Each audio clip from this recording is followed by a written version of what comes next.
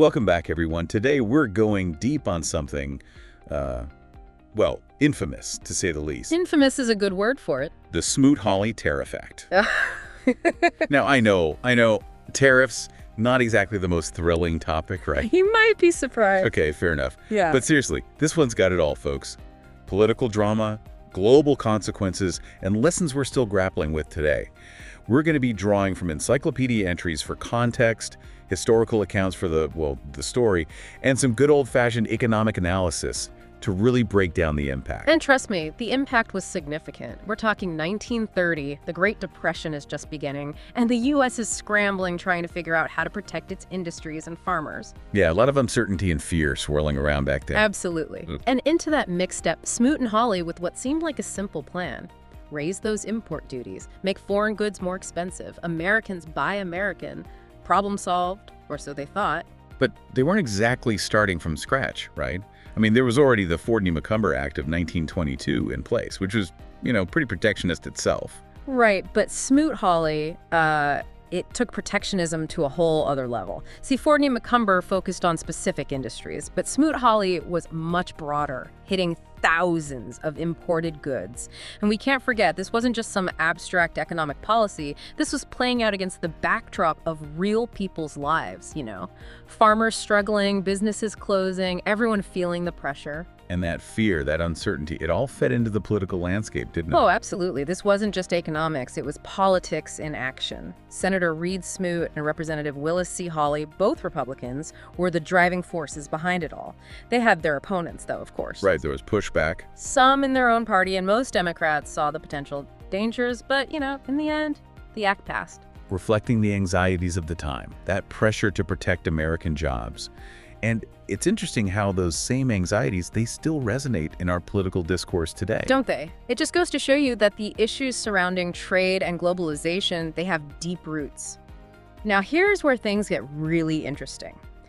President Hoover, the man who had to sign this into law, was actually really conflicted about it. Oh, really? Our sources reveal that over 1,000 economists, 1,000, warned him against it. They saw the potential for retaliation, for a global trade war that could actually worsen the economic situation. Wow, you'd think 1,000 economists would be pretty convincing. You'd think so, right? Oh. But Hoover, he was in a tough spot.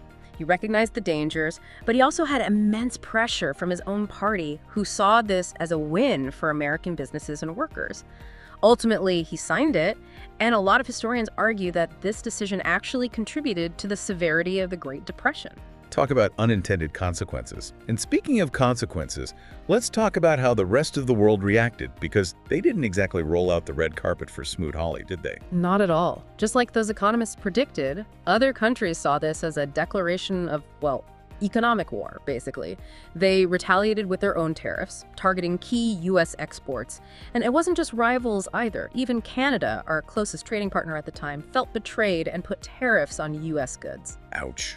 It's one thing to protect your own interests, but when you alienate your allies in the process, that's a whole different game. It seems like the U.S. went from being a global leader to being isolated pretty quickly. It was a dramatic shift. And as countries raised barriers to trade, global commerce just ground to a halt. The economic fallout was undeniable. Between 1929 and 1932, U.S. imports and exports to Europe alone, just Europe, fell by about 2/3. Wow, that's a staggering drop. And this was all happening as the Great Depression was taking hold. So even if economists debate the exact degree to which Smoot Hawley caused the Depression, it certainly didn't help matters. It was like pouring gasoline on an already raging fire. Now, here's where things get a little more nuanced. It's easy to think that Smoot Hawley simply raised all tariffs across the board, but it's more complex than that. To understand this, we need to look at how tariff rates are actually measured. Give me a little Economics 101 here. Break it down for me. Sure. There are different ways to look at tariffs. One is the dutiable tariff rate, which only looks at goods that have tariffs on them, but that gives us a limited view. The free and dutiable rate, on the other hand, considers both goods with and without tariffs. So that gives us a more complete picture of the overall impact on trade. And here's the surprising thing. In 1933, 3 years after Smoot Hawley, a full 63% of imports were actually duty-free. Wait, so if so many goods were duty-free, how did this act have such a devastating impact? That's a great question, and it really gets to the heart of why Smoot Hawley is so often misunderstood. While many goods remained duty-free, The tariffs that were imposed, those were significant, especially on agricultural products. And maybe even more importantly, the act created this climate of uncertainty and fear in the global market. Businesses hesitated to invest, countries became wary of trading with each other, and the global economy just contracted. So it was as much about the psychological impact as the actual numbers. It's amazing how one piece of legislation can have such ripple effects. It's a powerful reminder of how interconnected the global economy truly is. And this brings us to the legacy of Smoot Hawley. It became this cautionary tale in trade policy, a symbol of the unintended consequences of protectionism. We just dove deep into the origins and the immediate fallout of Smoot Hawley, but what about the long-term consequences? Did those responsible face any repercussions? Oh, absolutely. The 1932 elections basically became a referendum on Smoot Hawley and the whole economic hardship of the Depression. Yeah, voters were not happy. They were not. Voters held their representatives accountable, let's just say that. So Smoot and Hawley felt the wrath of the electorate. You could say that. Both of them were voted out of office.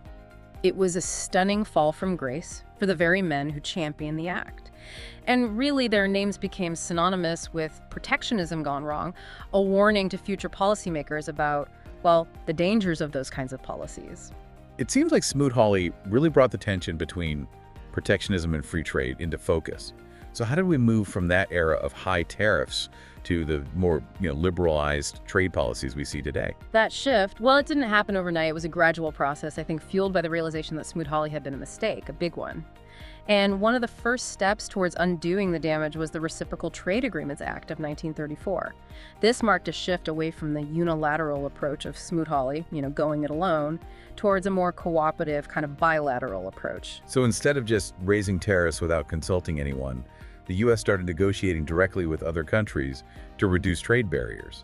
Exactly. The Reciprocal Trade Agreements Act was really a turning point. It set the stage for the development of multilateral trade agreements after World War II, and you can really see the shadow of Smoot Hawley looming over these efforts. Policymakers were determined not to repeat those mistakes, and this is what led to the creation of institutions like the General Agreement on Tariffs and Trade, or GATT. GATT, yeah, I remember learning about that. Could you remind us what it is again? Of course. GATT was a landmark agreement signed in 1947, and its goal was to promote free trade by reducing tariffs and other barriers to trade. It provided this framework for international trade negotiations and also a mechanism for resolving disputes. And this paved the way for a more stable and predictable global trading system. So it sounds like GATT was a major step forward in terms of international cooperation on trade. Didn't GATT eventually evolve into the World Trade Organization? You're exactly right. In 1995, GATT was superseded by the WTO. And the WTO expanded on GATT's principles, broadened its scope to include trade and services and intellectual property. So the WTO, it acts as a forum for negotiating trade agreements, it monitors trade policies, and resolves trade disputes between member countries. It seems like Smoot Hawley, despite its disastrous consequences, it kind of inadvertently helped create the need for these global organizations dedicated to free trade. Yeah, it's a classic example of learning from our mistakes. The specter of Smoot Hawley served as this reminder of the dangers of protectionism, and it prompted a concerted effort to build a more cooperative and, rules-based international trading system. And that brings us to modern trade agreements. You mentioned NAFTA earlier, which I remember being pretty controversial. How does NAFTA fit into this story? NAFTA, the North American Free Trade Agreement, is a prime example of how the lessons of Smoot Hawley shaped modern trade policy. It was enacted in 1994, and NAFTA aimed to eliminate most trade barriers between the U.S., Canada, and Mexico. It was a bold move, especially considering the anxieties surrounding job losses and the impact on certain domestic industries. So it sounds like echoes of the Smoot Hawley era, but this time the response was different. Yes, there were definitely concerns, especially from labor unions and some manufacturing sectors. However, the prevailing view is that free trade, when done right, could actually benefit everyone involved. NAFTA led to a significant increase in trade between the three countries and contributed to economic growth and job creation. But even with the success of NAFTA, there were still criticisms, weren't there? And didn't NAFTA eventually get replaced? You're right, NAFTA wasn't perfect. Critics argued that it contributed to job losses in certain industries, particularly manufacturing, and they argued that it didn't do enough to protect labor rights and environmental standards. These concerns, along with the changing dynamics of the global economy, led to calls for NAFTA to be renegotiated. So what happened? Did they just scrap NAFTA altogether? Not quite. In 2020, NAFTA was replaced by the United States-Mexico-Canada Agreement, or USMCA, and this new agreement aimed to modernize and update NAFTA. It addressed some of its shortcomings while maintaining its core principles of free trade. What were some of the key changes they introduced in USMCA? One major focus was on the auto industry. USMCA requires a higher percentage of a vehicle's parts to be made in North America to qualify for duty-free trade. And this provision was aimed at boosting domestic manufacturing. It also includes stronger labor provisions. It requires Mexico to make some significant changes to its labor laws to ensure workers' rights and collective bargaining. It sounds like these changes reflect a shift toward making sure that trade agreements are not just about reducing barriers, but also about creating a more level playing field, addressing concerns about labor rights and environmental standards. Exactly. And this brings us back to the enduring relevance of Smoot Hawley. The anxieties that fueled that act, the fear of job losses, the concerns about economic inequality, the desire to protect domestic industries. They're still very much present in today's debates about trade and globalization. It's like history is rhyming. But hopefully we've learned enough to avoid repeating the same mistakes. Speaking of learning from the past, in our final segment, we'll explore this resurgence of protectionist sentiment in recent years. And we'll look at how the lessons of Smoot Hawley can help us navigate the complexities of trade in the 21st century. So we've gone from the 1930s and Smoot Hawley to the rise of global trade organizations. But where are we now? It feels like protectionism is making a comeback. Have we really learned from history? Well, it's the question, isn't it? Even with the lessons of Smoot Hawley, we are seeing this resurgence of protectionist sentiment around the world. Yeah, you're right. The US and China trade tensions, Brexit, it seems the allure of protectionism is still there. Why, though? What's driving this? Why now? Even with history as a guide. I think one factor is this growing sense of economic inequality and this feeling that globalization has left some people behind. Right. There's this idea that free trade agreements have benefited big corporations, the wealthy, while others have lost jobs, wages have stagnated. It's that same tension between protecting domestic interests and embracing the global market, just a modern version. Right, and it's fueling this desire to kind of retreat from globalization, to put up walls instead of building bridges. But we saw with Smoot Hawley that approach, it can backfire. It's a tough situation. People are worried about their jobs, their livelihoods. How do we balance those concerns with the need for, international cooperation, the benefits of free trade? That's the big question, and there's no easy answer. I think part of the solution is ensuring that the benefits of trade are more evenly distributed. We need to invest in education and training programs to help workers adapt. Give people the skills they need to thrive in a globalized world, not try to turn back the clock. Exactly. We also need to address things like wage stagnation, the decline of unions, the root causes of economic inequality. So that everyone has a fair shot. Yes, and alongside those efforts, we need to keep making the case for free trade, international cooperation. It's not about ignoring the challenges, but understanding that protectionism, going it alone, that's not the answer. We learned that the hard way. We've covered a lot of ground today. The impact of Smoot Hawley, the evolution of global cooperation. There's a lot to take in. What are some things countries can actually do to avoid repeating the mistakes of the past, to build a more sustainable global economy, an inclusive one?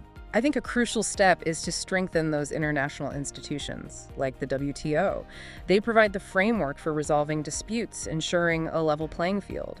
But we have to equip them to address the challenges of trade today, digital trade, climate change, all of it.